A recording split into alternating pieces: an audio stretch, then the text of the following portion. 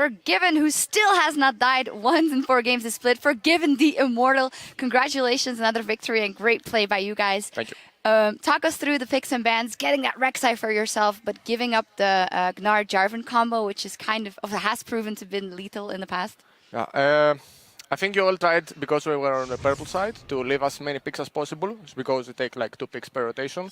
And they actually didn't succeed that much, because we prepared about this sort of plan from UOL, and we knew that if they want to have chance of winning, they will prepare something like this, and they wouldn't base the game inside the game. Like, they will just go for a win outside of it, like by picks and bans.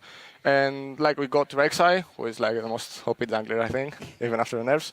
And in general, we have just too many good players individually that they can make every pick work. So you banned out a lot of top laners and you let them have the Gnar. Then you pick Kennen. Was that like some sort of plan that Kennen's really good against Gnar, or? It's just that they have like 2 static picks actually. They had Syndra and Jinx, and in general, except like, if you think the teamfight, how it will going to develop, like Gnar and Sarva will just jump on me, or they will just try to create a teamfight via they can just pull out a combo for 5-man stun or whatever. But they were actually like 3 versus 3, and our 3 were better than theirs. And like Freddy will just go in, pop an ultimate with a flash, and whip. That's it. You guys are winning all the lane swaps so far, and were you surprised to see them lane swap, even when you had like a Blitz, which is like not the strongest pick, 2v2? No, I mean, UOL, we played like, I think 28, 29 scrims, maybe less. They lost every single bot lane, so we were actually expecting that. Oh, okay. You were mentioning the team fight and how you would match up versus each other, so let's actually get a replay up on the screen for one of the beautiful team fights, actually a beautiful flank by Freddy when you guys, when Unicorns of Love are in the river. Let's roll the clip, and Forgiven, talk us through what happens there if you see Freddy coming in. Yeah, I mean, we see Jinx misposition really hard, and like Freddy calls that he will engage, I will just prep my ultimate, and everyone else will just go to either Syndra or whatever the priority target is. And like with Syndra and Jinx out of the fight, it's pretty much easy, like just clean up, you know, nothing else. Yeah.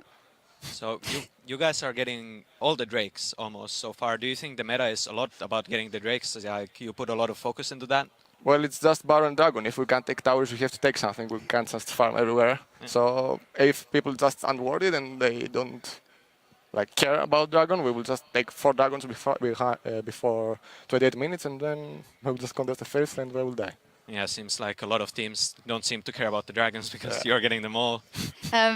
Interesting that you mentioned the farming. It was kind of like Forgiven's farm simulator there for the most of the game in the beginning. Is that like a conscious choice that you know that you're not going to be needed anywhere else before any team fight occurs? I just try to farm everything before any single team fight happens, so I can provide my team the most ridiculous advantage I can provide by myself. And if people just don't punish it, or they just are ineffective into stopping me doing that, I will just farm everything, and I will be like 4k gold or more ahead every single time. Mm-hmm. You guys were actually a lot gold ahead, I think 8k gold at one point, but then the base race happened. It was sort of a base race. You traded inhibitors. Let's get the replay up on the screen of that base race, because somehow the Unicorns of Love got back in the game. Let's roll the clip and talk me through decision making when you saw that they were going for that top turret. It was actually a 50-50 call, like Freddy called that he will just go in to stall them from taking everything, in hope of he maybe takes a kill, would just push mid, and ultimately I think the result of it was okay, because we were the team that was ahead, and like we just took the mid inhibitor, which is the most important.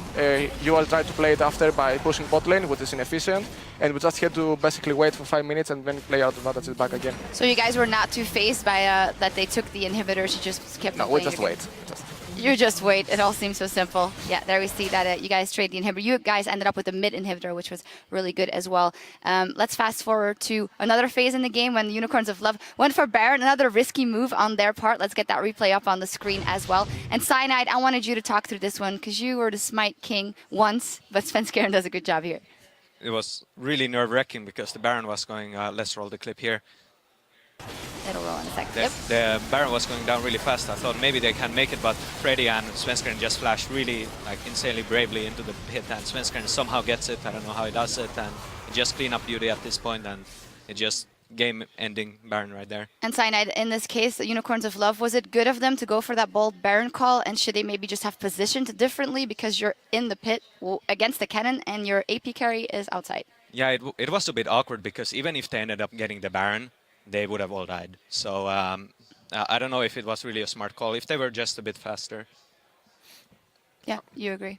I thought you wanted to say something there that you... No, I just think that UOL have really high potential. I mean, I see like their mid laner, the top laner are one of the best players in general the league, and I think if they can improve as a team and not focus on individual targets or in general individual improvement, they can have a great future upon them. So you have 0 deaths so far in the league. Does that get into your head at all? Like you're, oh, I kind of don't want to go in because I might die, or you're just like, screw it, if I die, I don't care. I don't care if they come. If they overcommit for me, they will die from the rest of my team. It's just that people were efficient in diving me or giving me a hard time team fighting, so I just take advantage of it and I will position as much aggressively as I can and I will just flash QSS or heal or whatever I can in order to just save myself. Why did you decide to build the attack speed pretty late in the game? You went for the Bloodthirster and the Infinity Edge first before you went for the Average Blade and then eventually Static Shiv.